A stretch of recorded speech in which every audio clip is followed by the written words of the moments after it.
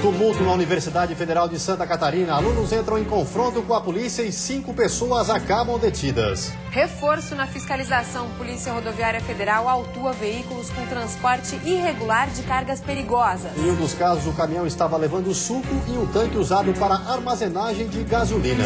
Sentença determinada. Condenado a mais de 40 anos de prisão, o homem acusado de violentar e matar uma adolescente em 2013 em Joinville. O acusado confessou o crime. Mudança de plano. O governo resolve dar mais prazo para a empresa responsável pelas obras da SC 403 na capital. Ela vai ter que fazer novas adequações, principalmente na questão segurança. Na semana passada, uma pedra atingiu um ônibus no local das obras. Apesar do susto, ninguém se feriu. Movimentando a economia. Mesmo antes da inauguração oficial, a unidade da Aurora já emprega mais de 500 pessoas no meio-oeste. A expectativa é dobrar esse número nos próximos meses. O Band Cidade desta terça-feira já está no ar.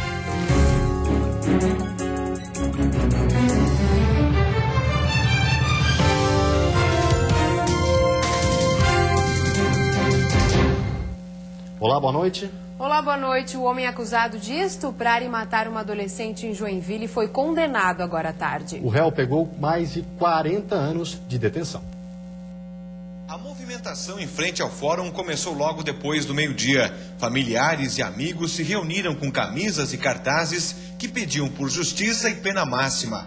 A audiência começou às 1h30 da tarde. O réu Carlos Alberto de Andrade, acusado de roubar, estuprar e matar Vitória Scheer, chegou escoltado por policiais. Foi a primeira vez que os pais da adolescente ficaram frente a frente com ele. Justiça, eu não acredito que seja feito. Isso aqui vai ser impossível. Vitória Scheer foi encontrada morta pelo avô nesse matagal que ficava a cerca de 100 metros da casa onde ela morava em setembro do ano passado. Desde então, a família lutava por justiça. Os pais de Vitória optaram por depor na presença do réu. Faço questão de que ele ouça tudo que eu tenho para dizer. Sentir ele não vai sentir, sabe por quê? Porque só tem sentimento quem é ser humano. Só nós, seres humanos, temos sentimento. Isso ali não é ser humano. Isso ali é o pior escroto da face da terra. Isso não é ser humano. O avô e mais 4 testemunhas também foram ouvidos. A audiência durou cerca de 3 horas. Às 4h30 da tarde, a juíza da primeira vara criminal de Joinville anunciou a sentença. O réu Carlos Alberto de Andrade foi condenado a 30 anos de prisão por latrocínio e mais 12 pelo crime de estupro. As penas terão que ser cumpridas em regime fechado. Esse caso efetivamente exigia que fosse aplicada uma pena nesse grau, porque eu não consigo vislumbrar que pudesse ser aplicada qualquer benesse em favor do réu diante de tudo que ele praticou e diante daquilo que ele confessou que fez. É importante que se diga que a confissão do réu só veio não como um ato de arrependimento, mas especialmente como uma forma de receber um benefício de diminuição de pena e porque a prova de excelência produzida pela Polícia Civil não deixava dúvida que foi ele o autor do crime, tanto que o exame de DNA comprovou que o material genético encontrado no corpo da vítima efetivamente era dele. Para os pais da adolescente, a condenação do réu foi a primeira vitória conquistada. Foi o melhor que a justiça podia, que a gente podia esperar. A gente esperava realmente por isso e isso foi feito. Vamos pro segundo passo. E rumo ao CI. Rumo ao CI. CI Vitória Scheer, no local que ela foi assassinada. Essa é a nossa luta agora. Clima tenso no campus da Universidade Federal de Santa Catarina. O tumulto começou por volta das 5h30 da tarde, depois que um aluno foi detido por posse de droga. Dezenas de estudantes reagiram tentando impedir a saída da viatura da tropa de choque que foi chamada para auxiliar os policiais militares no quiosque da UFSC, onde houve a confusão. Cerca de 300 alunos tentaram impedir a ação conjunta da Polícia Federal. Além de gás lacrimogênio, também foram usadas bombas de efeito moral para conter o protesto dos estudantes, que não queriam se afastar do local. Pelo menos 5 pessoas foram levadas até a sede da Polícia Federal, onde vão assinar um termo circunstanciado para serem liberados. Ainda nessa edição, você vai conferir a reportagem completa sobre esse dia movimentado na Universidade Federal de Santa Catarina. Já no sul do estado, a Polícia Civil prendeu o dono de um frigorífico. Ele é acusado de depositar resíduos de abate de porcos num terreno a céu aberto. O crime ocorria no município de Pedras Grandes e foi descoberto pela polícia através de uma denúncia anônima. Em média, o frigorífico abatia todos os dias pelo menos 80 porcos. Todo o material que não era aproveitado era despejado a céu aberto em um terreno no final desta estrada, que fica em área de preservação permanente. Diante disso, nós voltamos até o frigorífico, solicitamos a licença ambiental, oportunidade em que o proprietário falou que ela já estava vencida desde 2006, né? E analisando as situações também do fato de ela estar em área de APP, né, nós demos voz de prisão. A quantidade de urubus sobrevoando o terreno demonstra que a atividade era frequente. Fotos que farão parte do inquérito mostram a caminhonete apreendida ainda com os restos do abate para serem descartados. E também o terreno com restos de pelos de animais. Além disso, o veículo que conduzia o material para o descarte usava como combustível gás de cozinha, outro crime que é previsto em lei. O proprietário do frigorífico foi preso em flagrante. Além de ele ter sido preso em flagrante, né, ele está sujeito às multas que a Fátima deverá fazer em virtude de tomar ciência através de nós. Poderá estar sendo embargada a atividade, deverá estar sendo embargada a atividade pela Fátima, né? E agora ele ainda responderá à ação penal. E a seguir rescisão de contrato, o governo do estado volta atrás e dá novo prazo para a empresa responsável pelas obras da SC 403 na capital. E ainda hoje as informações sobre o confronto na UFSC depois de que um estudante foi detido pela polícia e cerca de 300 impediram a saída da viatura.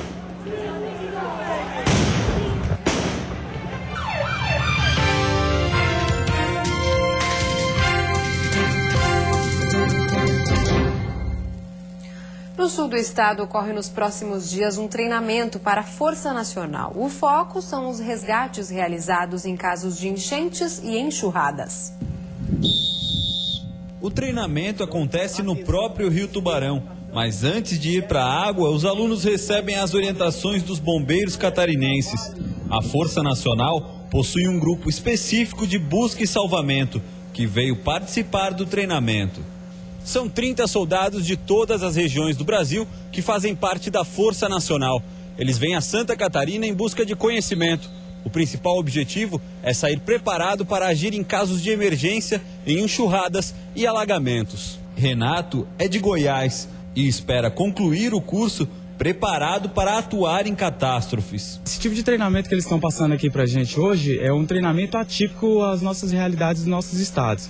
Então nós viemos aqui para procurar uma excelência de um trabalho e falar uma língua comum entre os resgates, poder atuar junto com eles em caso de precisão. Uma das atividades envolve a natação em pontos de correnteza. É possível acompanhar a dificuldade dos alunos, que são exigidos ao máximo, já que é preciso estar pronto para agir em qualquer situação. O curso vai até dia 4 do mês que vem e o início do treinamento coincidiu com a semana em que o município relembra os 40 anos da enchente de 1974. Santa Catarina é uma referência nas operações de salvamento em casos de enchentes. Temos aqui em Pedras Grandes uma área perfeita para treinamento, onde a segurança é necessária para que a gente coloque os alunos em situações simuladas reais e que possam, então, alcançar, né, o sucesso na ocorrência. A quarta-feira vai ser de nevoeiros ao amanhecer, com sol entre nuvens no decorrer do período. A chance de chuva isolada em função da circulação marítima, principalmente à noite. E a temperatura fica mais amena no início do dia. A mínima fica em 10 graus na Serra e a máxima em 29 no sul do estado. No Planalto Norte, mínima de 13 e máxima de 25 graus. Na Grande Florianópolis, Vale do Itajaí, Litoral Norte e Oeste, máxima de 27 graus. E Florianópolis quer sair do topo das capitais com a pior mobilidade urbana. Para tentar reverter essa situação, foi lançado hoje o projeto do Plano de Mobilidade Urbana Sustentável. Desenvolvido pelo governo do estado com apoio do BNDES, o Plano de Mobilidade Urbana Sustentável da Grande Florianópolis, o PLAMUS, pretende apresentar soluções para os desafios de deslocamentos na região. Plano que vem em boa hora, já que em 2009, uma pesquisa apontou que a capital catarinense tinha o pior deslocamento do Brasil e o segundo pior índice de mobilidade do mundo. Esse estudo vai reunir todas as informações necessárias para um grande planejamento de mobilidade, que vai passar pelo transporte público, alternativa de transporte público, mas vai além disso, vai um pensar de ocupação dos espaços dos municípios que ocupam a Grande Florianópolis. O estudo será baseado em 2 pesquisas. Uma já realizada durante o verão, mapeou o deslocamento dos turistas na Grande Florianópolis. Já a segunda pesquisa começa a ser feita na semana que vem. 30 mil cartas já foram enviadas a moradores da Grande Florianópolis, que deverão entrar em contato por um 0800 ou pela internet para agendar a visita dos pesquisadores do Planos. O objetivo é visitar pelo menos 5.400 residências até meados de junho deste ano. Os objetivos são saber o comportamento das pessoas, o que elas realizam, as viagens que elas realizam no dia a dia e ter um comportamento geral para a cidade para podermos montar uma matriz de origem e destino que permita analisar alternativas de solução. Alain Grimard, diretor da ONU Habitat na América Latina e convidado de honra da apresentação do plano, chegou em Florianópolis no sábado. Nesse curto período já conseguiu identificar as principais deficiências da capital catarinense. E para mim não é normal que no domingo, quando a gente não está trabalhando, tem congestão. Gente que volta da praia até a cidade tinha congestão de 2-3 quilômetros. Então, dentro da congestão, vi só 1 ou 2 ônibus. Depois de concluída a pesquisa, os resultados serão apresentados ao governo, municípios e sociedade civil. As soluções de mobilidade encontradas serão debatidas pelo site do plano e também em audiências públicas que serão realizadas. A empresa Espaço Aberto, que executa a obra de duplicação da SC 403 em Florianópolis e a construção de elevados na rodovia, foi notificada por atraso e falta de segurança no local. Na semana passada, o governo do estado ameaçou rescindir o contrato, mas reavaliou hoje sua decisão. A Espaço Aberto, que executa a obra avaliada em quase 36 milhões de reais, justificou a demora pela dificuldade em encontrar maquinário para o serviço, além de problemas financeiros e a temporada de verão. Mas o diretor técnico alegou não ter recebido nenhum pedido de rescisão contratual e que, apesar do atraso, o cronograma vai ser cumprido dentro do prazo.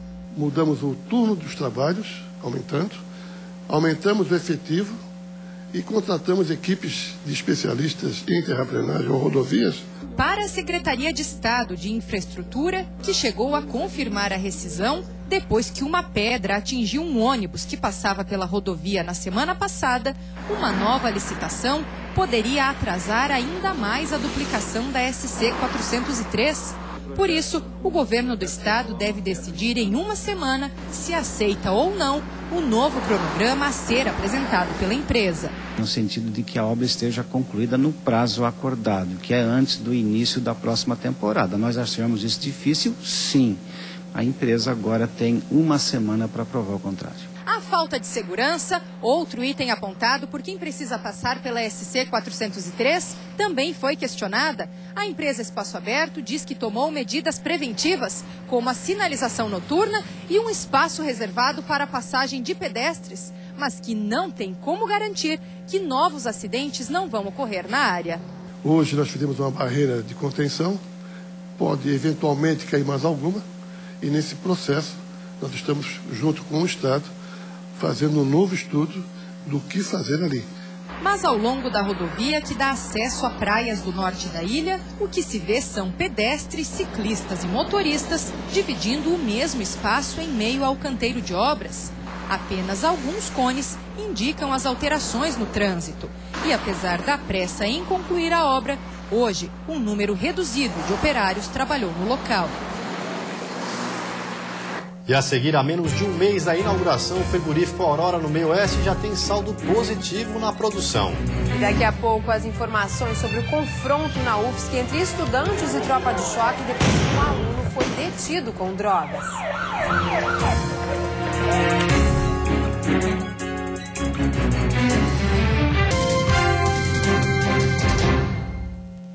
A menos de um mês da inauguração oficial, o frigorífico Aurora em Joaçaba já apresenta dados positivos na produção que começou em janeiro. O foco são as exportações. A empresa, que reabriu as portas no dia 6 de janeiro, contratou 560 funcionários e já são mais de 2 meses de trabalho com uma avaliação positiva das atividades. A nossa previsão é que para o mês de setembro nós vamos dobrar a produção, então a gente vai iniciar com o segundo turno de trabalho a partir do mês de setembro, com mais 1.500 animais e contratação de pessoas também para conduzir essa produção. A estimativa é que sejam abertas pelo menos mais 500 novas vagas. Para que voltasse a operar, uma reforma resultou em mais de 15 mil metros de novas instalações. As mudanças aprimoraram a estrutura e capacitaram ainda mais o frigorífico. Com isso, o que é produzido em Joaçaba tem como destino principalmente o mercado externo. A inauguração da unidade está prevista para o dia 15 de abril. A solenidade marcará a nova fase da empresa. Segundo o secretário de Desenvolvimento Econômico de Joaçaba, o reflexo será positivo para a economia da cidade e região. Isso faz com que haja no município um giro de recursos importante, que faz com que todo o comércio varejista, especialmente, tenha um ganho. E o mercado árabe é um dos principais parceiros comerciais do Brasil. E Santa Catarina aposta nisso para aumentar ainda mais as exportações nesse ano. Em 2013, o volume total de exportações de alimentos aos países árabes foi superior a 5 bilhões de dólares, um recorde em relação a anos anteriores. Ao todo, foram 17 milhões de toneladas entre carnes, açúcar e cereais. E Santa Catarina acompanha esse bom momento. Empresários do oeste do estado estão otimistas e esperam um crescimento favorável nas exportações neste ano. Muito importante para o Brasil. O crescimento está sendo 2014, começou janeiro, fevereiro, com abate halal, mais porcentagem para o país árabe. Também não vamos falar mais país árabe, também está entrando esse ano também um país Paquistão, um país islâmico que foi habilitado para exportar frango para o Paquistão, que representa 175 milhões de muçulmanos, que vai gerar mais ou menos a venda para o Brasil 700 mil toneladas ano. As carnes bovina e de frango são os principais produtos exportados ao mercado árabe. Entre os nossos principais compradores estão a Argélia, o Egito e a Arábia Saudita. Em 2013, somente a carne de frango representou 18% das exportações brasileiras a este mercado. Ainda segundo Shaibun, os países árabes têm clientes com grande potencial de compra, devendo aumentar consideravelmente as exportações brasileiras. Sempre vai crescer, sim. Porque, como falei, o Brasil transforma de alimentos de qualidade em primeiro lugar do mundo. Esse já sentimos quando visitar as feiras, quando visitar que vai negociar com países ou com clientes, sentimos a confiança do produto brasileiro.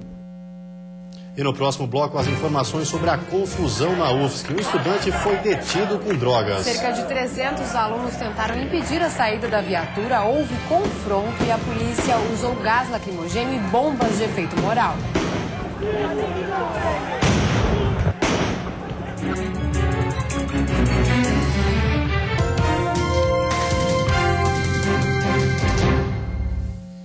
Pelo menos 5 pessoas foram detidas agora à tarde após um confronto com a polícia na UFSC. A confusão começou depois que um estudante foi detido com drogas e outros cerca de 300 tentaram impedir a saída da viatura. Quem acompanhou tudo e conta os detalhes ao vivo é a repórter Gabriele Ravasco. Boa noite, Gabriele. Boa noite, Cibele e Gregório. A gente acompanhou de perto toda essa história e não imaginava que teria um desfecho assim. 5 alunos estão detidos agora na sede da Polícia Federal, um deles por posse de droga e os outros por incitar a violência. Todos serão submetidos a um termo circunstanciado e depois liberados. De acordo com a Polícia Federal, a ação de hoje dentro da universidade faz parte de um inquérito que foi instaurado a pedido do Ministério Público Federal, porque ali perto tem um colégio de aplicação onde estudam diversas crianças e o local também estava sendo frequentado por usuários de droga. Os detalhes você confere agora na reportagem.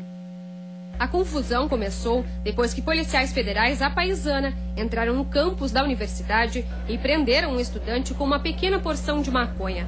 Os alunos que estavam perto se revoltaram, cercaram o carro da polícia e pediram que o jovem fosse liberado. Aconteceu por causa do cotidiano de repressão que existe na UFSC e em todas as universidades federais brasileiras e fora do país ao usuário de maconha, cannabis ativa, que não representa o menor risco à sociedade. E uma série de maus entendidos da abordagem policial logo no começo da abordagem, com outro grupo de alunos que estava próximo. Então, assim, uma série de pequenos maus entendidos que poderiam ter sido mediados no conflito ou com o melhor preparo das forças de segurança da UFSC, que não chegaria a esse ponto, tendo em vista a legislação, o atual momento que vive o país. A polícia militar foi chamada. Representantes da reitoria tentaram negociar para evitar o tumulto. Era só para fazer os estudos, para quando fizesse a apreensão, fizesse fora do campus e não dentro do campus. Qualquer ação deveria ser fora do campus. Eles tinham autorização para vinda no campus, fazer a pesquisa, fazer o trabalho de conhecimento, mas não atuar dessa forma, de forma intransigente, colocando risco o patrimônio e principalmente a vida das pessoas. Sem acordo, a tropa de choque da Polícia Militar invadiu o espaço, com bombas de efeito moral, spray de pimenta e balas de borracha, dando início ao confronto. Diversos alunos foram detidos. Agora que os policiais deixaram a universidade, a gente consegue ver o cenário que foi palco desse confronto. Os estudantes estavam perto daqueles 2 veículos ali. A Rodoviária Federal realiza desde ontem uma fiscalização em veículos de cargas perigosas no litoral norte. Em apenas um dia foram feitas 85 autuações. A operação acontece até a próxima sexta-feira e, por enquanto, se concentra na unidade operacional da PRF em Itapema, às margens da BR-101. Então, esse transporte gera um risco muito grande para a sociedade. Então, ele tem que ser normatizado e fiscalizado. Ele é feito, através disso, a NTT normatiza, através de uma normatização que vem da ONU, e a Polícia Rodoviária Federal é um dos órgãos que podem e devem fiscalizar esses produtos, esse trânsito desses produtos. A operação acontece simultaneamente no Ceará, Paraíba, Pernambuco e também no Rio de Janeiro. Aqui em Santa Catarina, no primeiro dia de fiscalização, 14 veículos foram vistoriados e 11 foram notificados, sendo que um deles recebeu 22 autuações. A fiscalização acontece em rodovias federais que dão acesso a portos. Entre as cargas vistoriadas estão combustíveis, pesticidas, explosivos e botijões de gás. O inspetor garante que algumas ocorrências chamam a atenção, como o caso em que sucos são transportados em tanques que deveriam ser usados para armazenagem de gasolina. A mais comum e disparado, tanto na operação quanto fora da operação, no dia comum, a gente fiscalizando, é a falta de equipamento de proteção individual, que é o que o motorista usa numa emergência, ou a falta do equipamento de segurança de situação de emergência, que são equipamentos que são usados para dar a primeira resposta numa questão de acidente ou mesmo um veículo quebrado. Os veículos que apresentarem irregularidades vão precisar se adequar. Até o fim da semana, a operação pode mudar de local e se instalar em outra região do estado. E antes de encerrarmos, uma olhadinha no trânsito da capital. Aí você acompanha imagens ao vivo das pontes Colombo Salles e Pedro Ivo Campos. Movimento intenso nos dois sentidos, mas principalmente para quem deixa a ilha de Santa Catarina, com bastante lentidão. Mais à frente, temos a BR-282, a nossa mais conhecida e via expressa. Movimento também intenso nos dois sentidos. Agora, em Florianópolis, 24 graus. E você fica agora com o Jornal da Band. Uma ótima noite a todos e até amanhã. Boa noite. Até amanhã.